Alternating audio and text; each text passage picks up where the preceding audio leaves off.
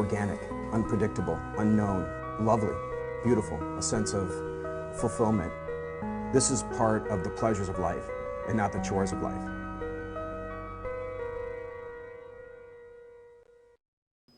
Coming up on Daily Iowan TV, executive order, the University of Iowa responds to Trump's immigration ban. And Iowa City residents take their political concerns to Brew Lab.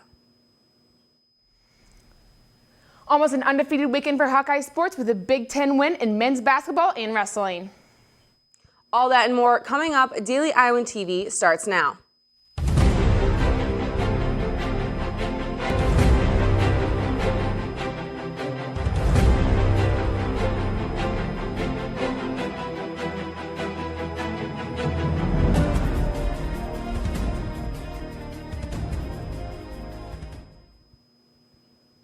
Good morning and thanks for joining us. I'm Nikki Crosswaite.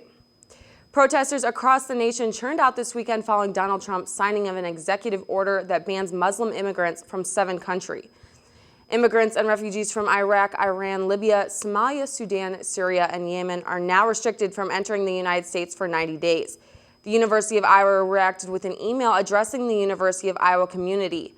Downing Thomas, the assistant provost and dean, wrote last night, quote, "We strongly recommend that citizens of the 7 countries that travel to any country outside of the U.S. at this time. If you do, you may not be able to re-enter the country." The Trump White House shows little comment of the global chaos and indicates no sign of pulling back on the policy. A federal court judge placed a temporary stay on the latest immigration orders. As of now, the issue will be moving into federal courts in hopes of appealing. This past weekend, over 100 people came together to use their voice and their pen to make a difference. Daily Iowan TV reporter Cole Johnson has the story.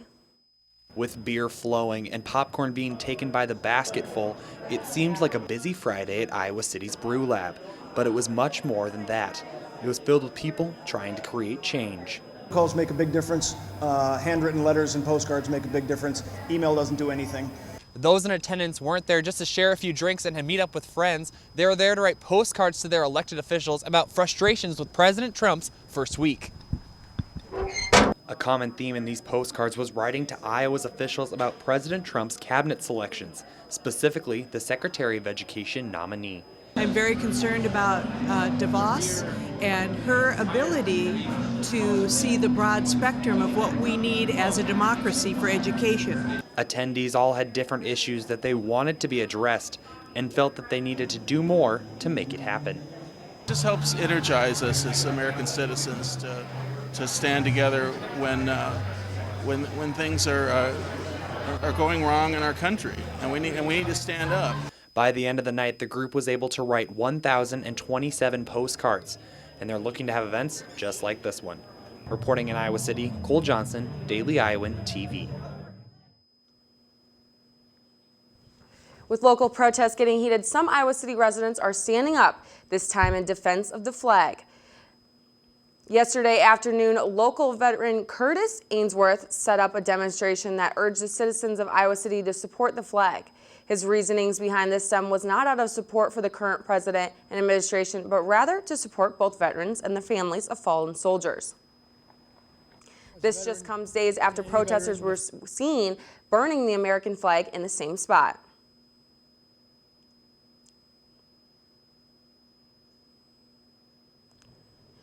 Last Friday, one University of Iowa alum was honored for his 90th birthday, and students and faculty showed up to support him. Daily Iowan TV reporter Noah Gowdy was in attendance to bring us the story.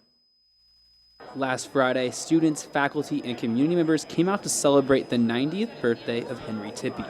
Tippie is an Iowa alum known for his contributions to the business programs at the university. He began his journey with the university back in 1947 as an undergraduate accounting major in the business program. Henry Tippie graduated in 1949 from the University of Iowa, and he has played a key role in the business school ever since. Just 50 years after his graduation, the business school was renamed to the Henry B. Tippie College of Business in honor of the man himself.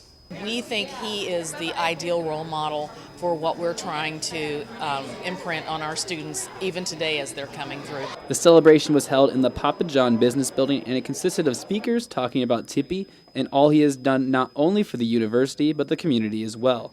The main attraction, though, was interacting and taking pictures with Tippy himself. I think it's been a wonderful day, a lot of very, very nice people, and, to me it's like a return to where I got my foundation. Reporting from the Papa John Business Building in downtown Iowa City, Noah Gowdy, Daily Iowan TV. Well, spring isn't coming anytime soon. There was frost on my window coming into work this morning. Let's toss it over to Ryan Scott in the weather studio to see what we have in store this week. That's right, Nikki. We are in for a cold week. This morning, we're seeing temperatures in the mid-20s with cloudy skies. By the afternoon, we'll see temperatures jump way up into the low 40s, still with cloudy skies. Our evening will cool down into the low 30s, and those clouds aren't going anywhere. We'll kick things off Tuesday with temperatures in the high 30s. Now let's take a look at our 6-day forecast. It's going to be a cold and cloudy week, but at least it's looking like it'll be a snow-free week. Tuesday, temperatures will reach the high 30s. Wednesday, temperatures will drop to the low 30s. Thursday may be the coldest day of the week with temperatures only reaching the mid-20s. Friday, temperatures will increase and we're seeing an afternoon high in the upper 20s. And this weekend, we'll see more clouds and highs around the low 30s. That's all we have here in the weather studio. Nikki, back to you. The Union Cyclists International has selected Iowa City to host the Cyclocross World Cup. The Cycling World Cup is expected to kick off September 16th at the Johnson County Fairgrounds. This will be the second time the Johnson County area will host the event, with the previous one occurring in 2016. Last year's World Cup event drew in a total of 16,000 spectators and an estimated 10 million television viewers across the U.S. and Europe. Speaking of sports, locally the Hawkeyes had a busy weekend. We'll toss it over to Ashlyn in the sports studio. Ashlyn? Thanks, Nikki. It was an exciting weekend for Iowa sports with a lot of W's. We'll start with men's basketball. The Hawks hosted Ohio State here at home Saturday night. Both teams entered the game with 3 wins and 5 losses in conference play, and were playing to gain a little leverage in the Big Ten standings. The Hawks got a much-needed win here at home Saturday night against Ohio State, despite being without the team's leading scorer, Peter Jock. Jock was sidelined during Saturday night's game due to a back injury. But that was no problem for the Hawks, who had several players step up in his absence to get the win over Ohio State. Iowa would look to sophomore guard Brady Ellingson, who was automatic from beyond the arc, shooting 5 of 7 three-point attempts, and he finished the night with a team-leading 17 points. And Ellingson wasn't the only guy who came up big for the Hawkeyes. He was just one of 4 players in double figures, and the team scored 44 points off the bench. Freshman Ryan Kriener came off the bench and shot 6 of 7 from the field, racking up 14 total points. And Tyler Cook had a slow start in the first half, but came out in the second half and dominated. He finished the night with 13 points. Well, Iowa led this one pretty much the entire night. Ohio State would chip away at Iowa's lead in the second half, but could never get enough going to take over. The Hawks would cruise past the Buckeyes with a final score of 85-72. Coach told us before the game, just come out and just hoop, naturally, and just don't think about it, don't be worried about and stuff. So we just came out, like I said before, we just focused on getting the ball movement and forcing them to work. And so we got a lot of open shots, and guys hit open shots tonight. So we had 4 or 5 guys in double figures. So that's something we want to keep doing going forward.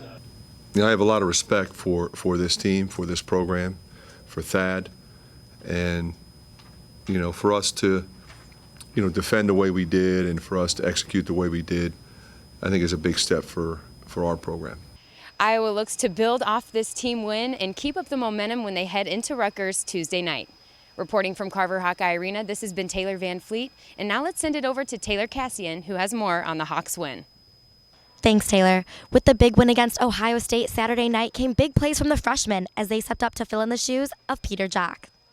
With the absence of Jock in Saturday's game came the pressure to perform, especially on the great number of freshmen.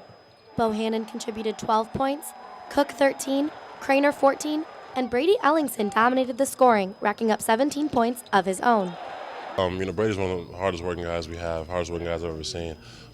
Brings it every day in practice. He's always hitting shots, and he's just super consistent. So, he got a lot of open looks there and he knocked them down. So I think we all expected him to knock those down, and he did it for us.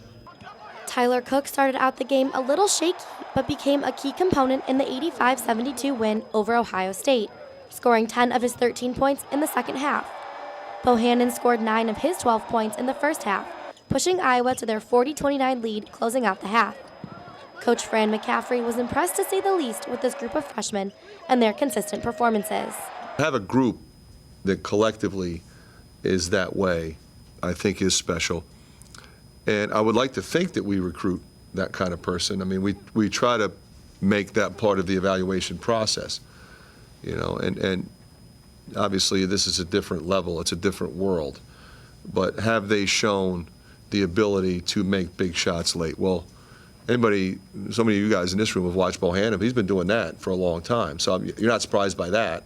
Reporting from inside Carver Hawkeye Arena, this has been Taylor Cassian, Daily Iowan TV Sports.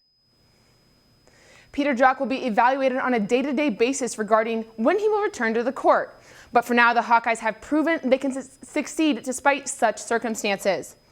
In women's basketball, the Hawks fell to number 3 Maryland, with Kathleen Doyle leading the Hawks with 21 points. Although women's basketball lost, another team came away with a great win on Friday night, and that's Iowa wrestling. Nikki Crossway has more. Carver Hawkeye Arena was the place to be this past Friday night as number 3 Iowa Hawkeyes took on Ohio State. It all started with Thomas Gilman at 125. Top-ranked Thomas Gilman dominated his opponent Jose Rodriguez with a 23-8 technical fall in 5 minutes and 8 seconds. Gilman improves to a 19-0 record this season and believes no opponent can match up to him. No one can match my conditioning, my strength, my pace. If I just use that to my advantage, guys will crumble. And this guy, the same as the next guy. The Hawkeyes won 6 of 10 matches, scoring bonus points at 125 and 157. Third-ranked 149-pounder Brandon Sorensen used the second period escape and a 2-minute ride in the third to hand number 5 Mika Jordan his first loss of the season. A score of 2-0 wasn't what Sorensen or head coach Tom Brands had expected the match to come to. A lot of ways to win that match, and one of them is to win 2-0, get an escape and get riding time, and he put a ride on him. And didn't just build up riding time and then let him up, he kept him down. And that's one gutsy way to win. Iowa's number 2 ranked Michael Kemmerer, Sammy Brooks, Joey Gunther, and heavyweight Stephen Holloway all walked off the mat with wins. The Buckeyes picked up decisions at 133, 141, and 174, and won by major decision at 197. The Hawkeyes ultimately defeated number 4 Ohio State with a team score of 21-13. The victory over Ohio State was exactly what the Iowa Hawkeyes needed. Next week, back here at Carver on Friday at 7 p.m., the Hawkeyes will take on Wisconsin. Reporting from Carver Hawkeye Arena, Nikki Crossway, Daily Iowan TV Sports. The match on Friday versus Wisconsin is one out of the last 4 Big Ten matchups the Hawks have left in this regular season. Another sport that did well this weekend was track and field. Some of the country's top track and field teams came to town, but the Hawkeyes were not intimidated. With the recap is Will Silverstone. The Iowa track and field team hosted Big Ten rivals Illinois and Wisconsin at this weekend's Black and Gold premiere. The Hawkeyes continued their stellar streak of dominant performances at the UI Recreation Building. The track and field team posted a total of 16 victories, including 2 event titles and a school record by Will Doherty in the heptathlon. The Hawkeyes won 6 premier events where the team was matched up against strong Big Ten competition in Illinois and Wisconsin, as well as regional rivals Notre Dame and Tulsa. I spoke with head coach Joey Woody after his team's rewarding meet. It's real important to go head-to-head against Big Ten competition whenever you get a chance to perform well. You know, that's always a mental game, you know, when we're competing against Big Ten competition. So I thought our athletes did a great job this weekend going head-to-head against them. And, you know, some of our stronger events like the high hurdles, the 60 and, you know, the 400 went really well. We had a lot of guys in the final of the 60, so that was good to see. But, you know, we still got about 4 more weeks till the Big Ten Championship, so we just got to keep progressing every week. The Hawkeyes will travel to South Bend, Indiana next weekend as they get set to take on Notre Dame at the Mayo Classic. Reporting from the University of Iowa Recreation Building, this is Will Silverstein, Daily Iowan TV Sports. The Fighting Irish will look to get revenge on the Hawkeyes in the next weekend's meet in Notre Dame. Tune in tomorrow for a recap on women's gymnastics, tennis, and more wrestling. Nikki, back to you. Thanks, Ashlyn. Definitely an exciting weekend for the Iowa Hawkeyes athletics, but there's a lot more to look forward to. Wrestling season's still going, and so is basketball. This 10-week wellness challenge has recently begun here at the UI. This program is for staff and students to team up and track their active minutes and weight loss. And it's not too late to sign up. Alexis Tanzi has more,